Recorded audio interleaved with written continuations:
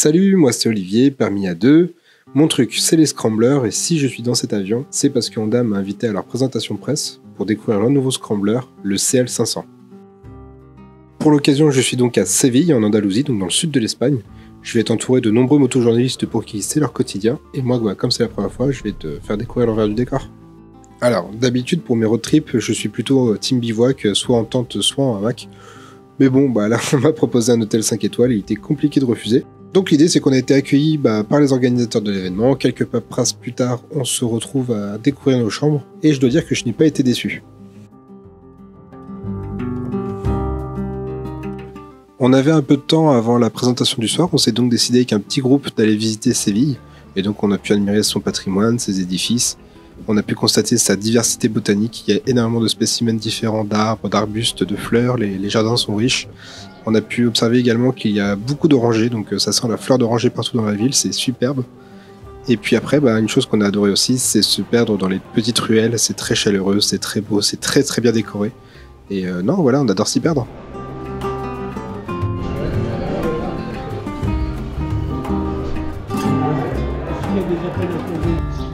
Petit rappel historique, Séville, c'est également le point de départ de Christophe Colomb pour aller découvrir l'Amérique, comme le rappelle ce monument. Et quand j'ai annoncé mon départ pour Séville, j'ai reçu plusieurs messages me disant de ne surtout pas louper la place d'Espagne, et je te laisse découvrir pourquoi.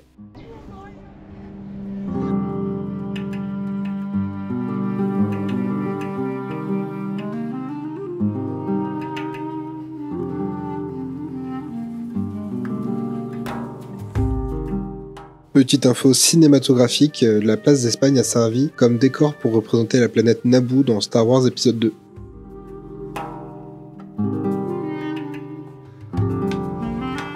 L'ambiance redevient studieuse, ça y est, c'est l'heure de la présentation, ça commence par une vidéo d'ambiance. On présente les différents membres de l'équipe des ingénieurs qui ont travaillé sur la CL500, donc ils sont tous originaires du Japon et ils nous présentent un peu leur hobby, leur famille, etc. Ensuite, c'est Nicolas qui prend le relais de la présentation, il commence par nous raconter une histoire sur l'héritage scrambler de la marque, avec notamment cette histoire où Honda teste en 1962 la CL72, donc leur tout premier scrambler. Et donc ils font ça sur la bordure mexicaine et ils en profitent pour découvrir le tracé de ce que sera la Barra, donc cette course mythique en off-road. On nous présente ensuite le concept général, le travail mené sur le look, l'adaptation du moteur, la partie cycle, tous les accessoires et équipements de la moto. On fait donc un tour complet, et puis Paul nous présente l'itinéraire que l'on va emprunter le lendemain au nord de Séville. La présentation s'achève et c'est le moment de se rapprocher des motos, de les regarder de plus près, de se familiariser avec elles avant de les conduire le lendemain.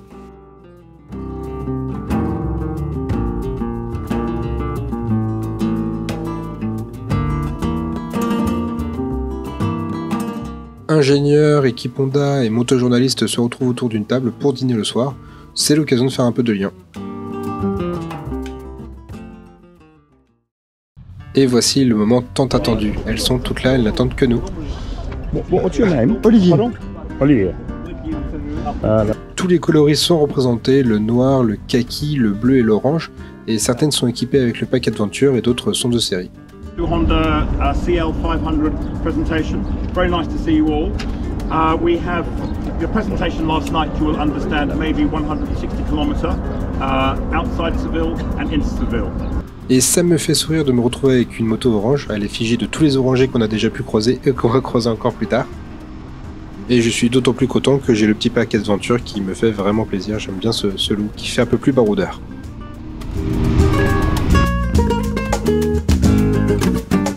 Avant mon permis A2, je roulais en 125 et plus précisément en CB125R. Et donc en fait je me retrouve tout à fait à l'aise sur ces commodos, voilà, je suis comme à la maison.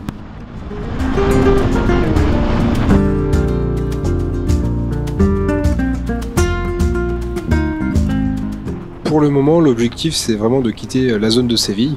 On est donc parti vers le nord pour retrouver un premier village, le village d'Aznalcóllar.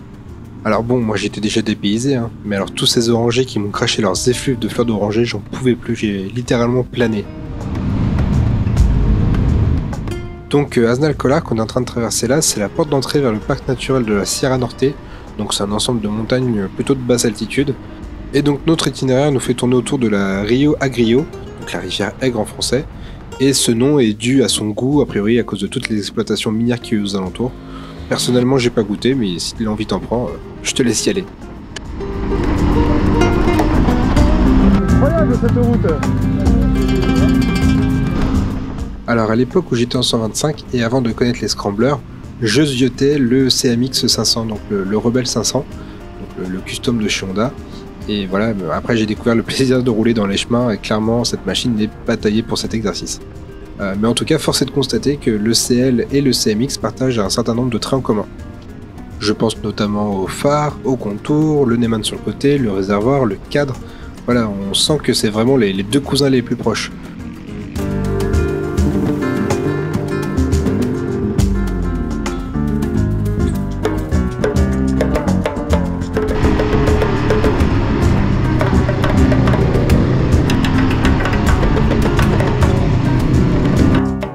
Allez, je me confesse, à ce moment-là, je me suis peut-être un peu senti les ailes poussées. Ouais, qu'est-ce que tu veux, en même temps, elle s'emmène facilement, le moteur est pétillant, la nature est belle. Voilà, c'était un chouette moment et on était tous d'accord pour le dire. Voilà, cette moto, elle était vraiment taillée pour cette route.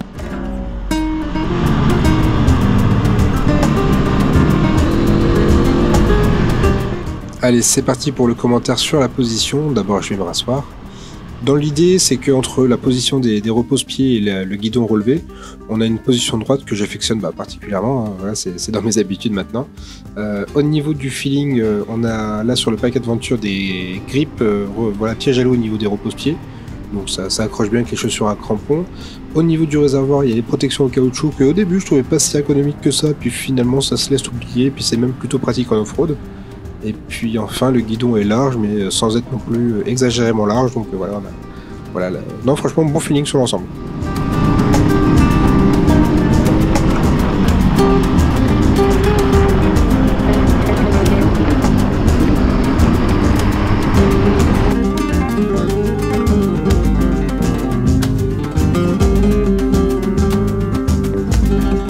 Pendant la journée, plusieurs pauses sont aménagées, donc des pauses régulières, soit pour nous faire des images avec photographes et vidéastes, soit des pauses pour nous restaurer. Et justement, on arrive sur le premier spot, donc celui-ci consiste à rouler sur à peu près 1 km pour passer devant vidéastes et photographes sur un trajet d'environ 1 km. On est bien ici, hein. Ouais, carrément.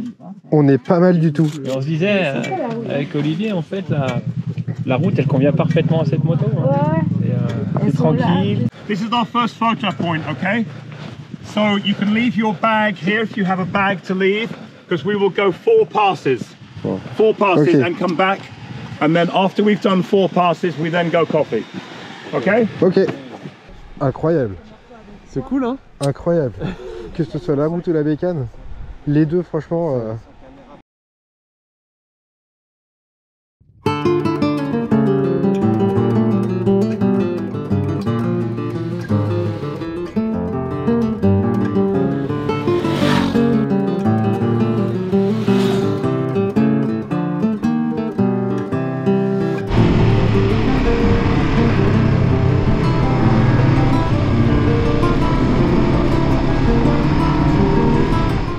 Alors lui devant c'est Fred et me caler à sa vitesse a été la meilleure idée de la journée. Pourquoi? Parce que c'est un artiste, une âme sensible, et surtout parce que je trouve qu'il incarne superbement bien l'esprit scrambler. Alors de quoi je parle quand je parle d'esprit scrambler? Eh ben je parle de contemplation, voilà, au rythme d'une promenade, plutôt que d'essorer la poignée avec la volonté de réaliser un exploit sportif. Donc voilà, j'admets que d'avoir roulé derrière Fred, j'ai pris une belle leçon de conduite, et je parle pas de pilotage de moto.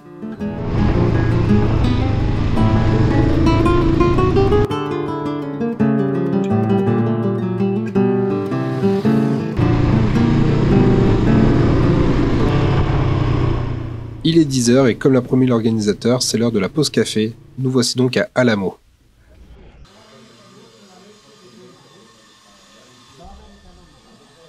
Si tu veux. Moi, je vais prendre un blanc, un petit blanc.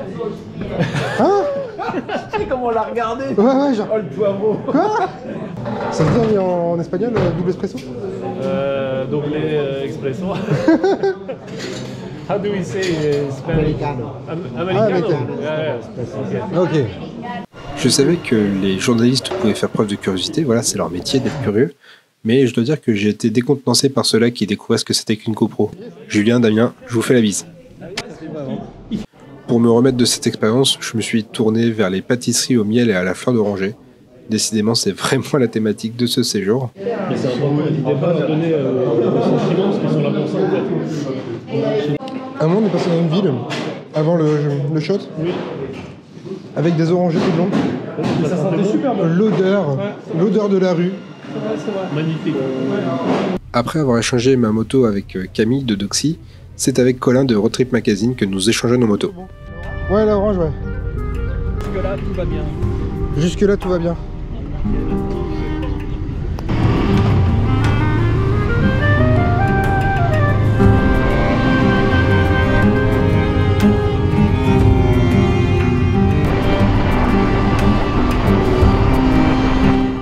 On va parler maintenant du moteur. Alors je vais être franc tout de suite avec toi, j'ai pas une expérience folle. Voilà, je suis qu'un permis A2, j'ai testé quelques motos dans ma vie de motard, mais pas suffisamment pour te faire un comparatif avec les autres modèles. Mais néanmoins, je vais pouvoir te dire ce que j'en sais et surtout ce que j'en ai ressenti. Ce que j'en sais, c'est facile, c'est un moteur qui est partagé avec 4 autres modèles. Donc la plateforme 500 cm3 avec le bicylindre en ligne très connu déjà chez Honda. Mais a priori, sur ce CL500, il a été retravaillé pour favoriser le couple à la puissance. Et ça tombe bien parce que c'est ce qu'on demande à un scrambler, c'est d'être joueur à bas et moyen régime. Alors moi, mon ressenti, le mot-clé qui m'est venu en la conduisant, c'est pétillant. Voilà, c'est pas explosif, c'est pétillant, c'est cohérent en tout cas, on en parlera plus tard avec sa consommation. Mais voilà, on n'en boude pas son plaisir. Tu vois là par exemple sur ce passage-là, je me suis plutôt bien amusé. Et donc à défaut d'être une arracheuse de bras, je pense que du coup c'est ce qui explique aussi sa facilité de prise en main, notamment pour des jeunes permis qui peuvent directement y prétendre. Nous arrivons sur le deuxième atelier de prise de vue. Celui-ci consiste à suivre en fait un à un une moto où dessus il y a 2 personnes, donc forcément le pilote, et à l'arrière, à l'aller c'est un photographe et au retour c'est un vidéaste. Et donc ça permet de faire des images de conduite, voilà, plutôt en plan rapproché et suivi. Comme tu peux voir, l'ambiance est plutôt bonne en attendant notre passage, et surtout les ingénieurs sont présents en fait pour récolter notre avis sur la moto et ce qu'on en ressent.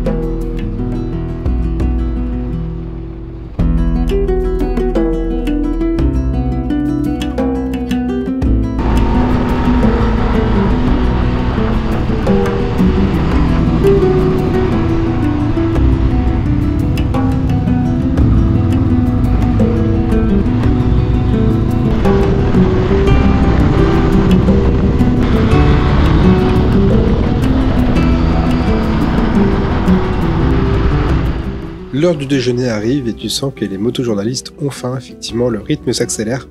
Et donc j'ai essayé de suivre la tête du groupe et j'ai découvert un peu à mes dépens que le journaliste est aussi bon à la plume qu'au guidon. D'habitude quand je roule, notamment pour le voyage, et effectivement je suis vraiment là pour contempler. Donc voilà, je vais pas trop vite, je contemple les alentours, je regarde les paysages, et puis surtout je suis un peu chargé. Donc ça va pas m'empêcher de temps en temps d'ouvrir un petit peu plus la poignée. Mais bon, voilà, je reste quand même sur quelque chose de modéré.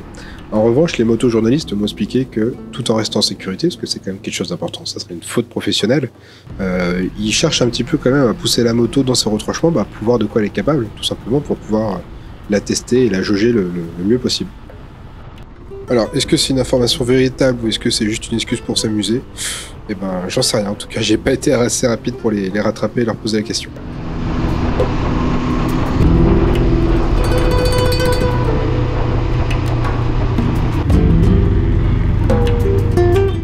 Nous sommes arrivés un peu plus vite que prévu du coup à El Castillo de las Guardas et donc on a été manger dans le restaurant qui s'appelle El Mesón qui s'annonce comme étant les spécialistes de la charcuterie et du jambon de la Sierra. Donc voilà, c'est plutôt prometteur et ils ont raison parce qu'effectivement on a très bien mangé, c'était des buffets à partager, voilà, avec effectivement de la charcuterie, de la viande, des légumes, voilà, on s'est vraiment régalé et surtout j'ai eu la chance de déjeuner en face du designer de la CL500. Et donc on a un peu discuté dessin et du coup il s'est lancé, il a sorti son carnet, son stylo, il a commencé à poser la forme des roues et puis voilà, il a commencé à placer quelques points techniques justement pour retrouver rapidement ses proportions et il a tombé tout le dessin comme ça sous mes yeux. Takeru a donné pas mal d'énergie justement pour faire ce dessin, à peu près une petite dizaine de minutes. Et à la fin, il n'a pas hésité à arracher la page pour me l'offrir. Donc voilà, Takeru, je te remercie. C'était un super cadeau.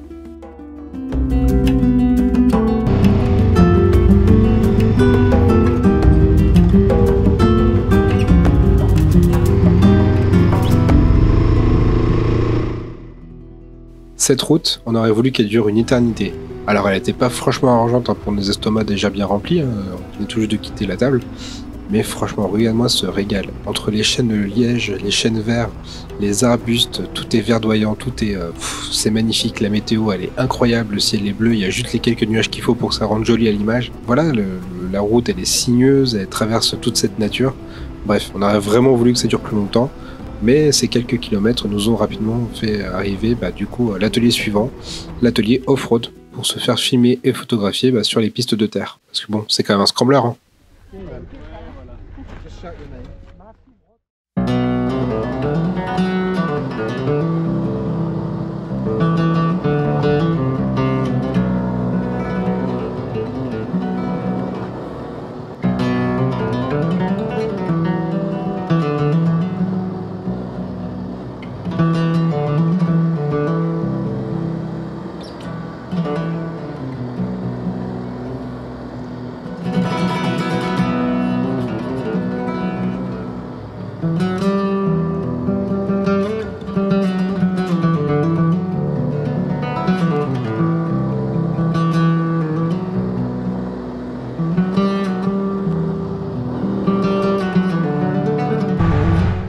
Allez, il est temps de rentrer à Séville et on va parler un peu d'off-road. Est-ce que ce scrambler peut scrambleriser?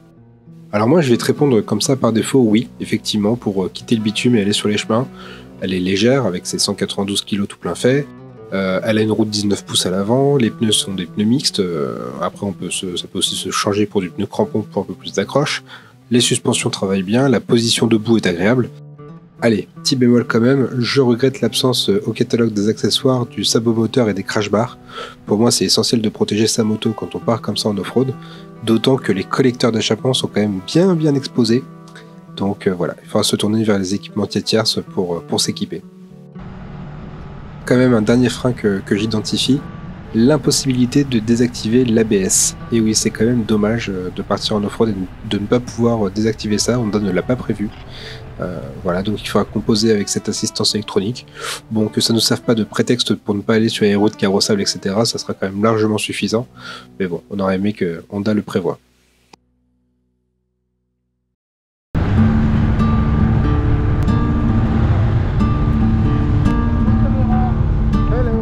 Ça y est, comme tu peux voir, on repasse par Aznalcóllar et c'est avec un petit passement au cœur parce que ça signifie le retour à Séville, la fin du trip. Et franchement, j'ai passé un super moment à découvrir cet arrière-pays. Et franchement, ça me donne vraiment envie d'aller découvrir l'Espagne. Et pourquoi pas avec ce scrambler, qui sait. Je vais te parler de quelques petits points comme ça qui m'ont surpris sur cette moto. Déjà, sa sobriété. Elle a à peine consommé la moitié de son réservoir de 12 litres pour une boucle de environ 170 km. Donc ça promet une belle autonomie. Côté transmission, quelques étonnements aussi, notamment au niveau du levier d'embrayage. Il est d'une souplesse, voilà, il est assisté, donc c'est super agréable. Et surtout, j'ai découvert la technologie de l'anti-dribble qui empêche la moto de chasser sur l'arrière au moment de rétrogradage un peu fort. Et franchement, j'aimerais bien l'avoir sur ma moto personnelle.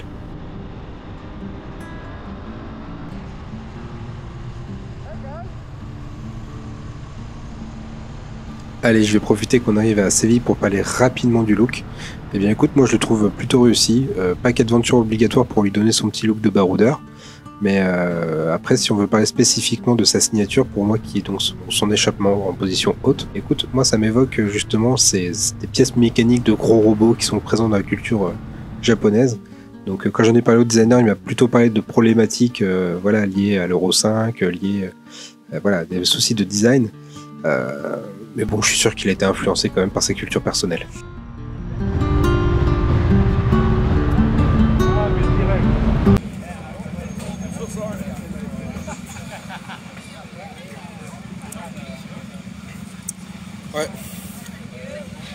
La vie est dure.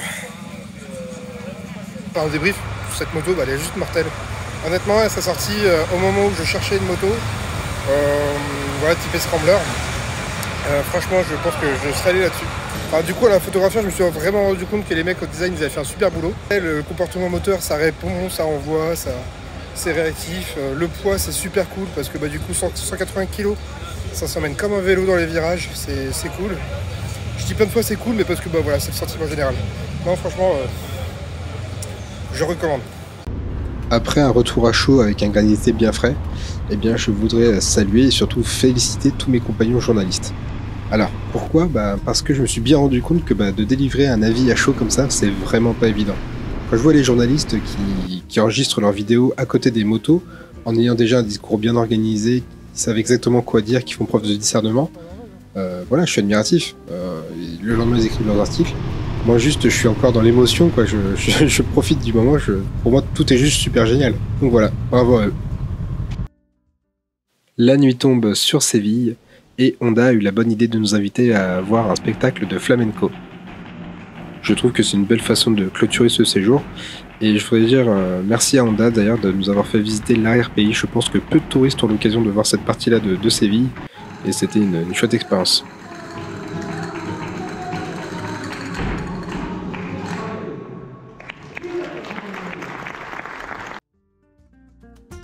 Et bien voilà, c'est sous ce magnifique soleil à Séville, fin mars, que j'ai eu la chance de pouvoir tester ce modèle, précisément cette moto. Et je dois dire qu'elle m'a apporté beaucoup de plaisir. Elle était vraiment... voilà, je ne savais pas exactement à quoi m'attendre. Une première moto, c'est une moto qui est parfaite. C'est une excellente proposition pour rouler avec style. Allez, ne m'en veux pas, j'ai été mauvais devant la caméra, mais comme je te l'ai dit, c'est compliqué les réactions à chaud. Quand j'y repense, cette CL500, franchement, ça aurait pu être ma première moto après ma CB125R.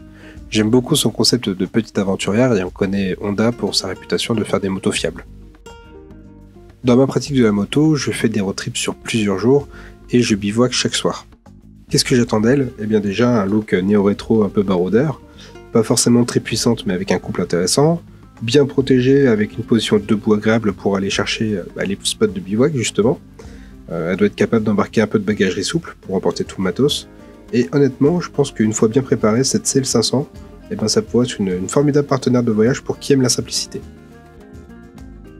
Maintenant, c'est le moment de remercier Honda de m'avoir permis de vivre cette expérience. Franchement, c'était vraiment enrichissant, j'ai pris beaucoup de plaisir et j'espère que ça va se renouveler. J'aimerais aussi remercier tous les journalistes. Dès mon arrivée à l'aéroport, ils ont tous été bienveillants, ils ont fait en sorte de m'intégrer dans un groupe où tout le monde se connaissait déjà. Et d'ailleurs, j'ai pris le temps de les interviewer sur leur profession. Et donc, je vais sortir un format spécial, donc n'hésite pas à t'abonner pour ne pas louper cette vidéo. Et puis voilà, franchement, c'était génial. Merci à tout le monde pour cette expérience et merci à toi d'avoir suivi cette aventure. Salut!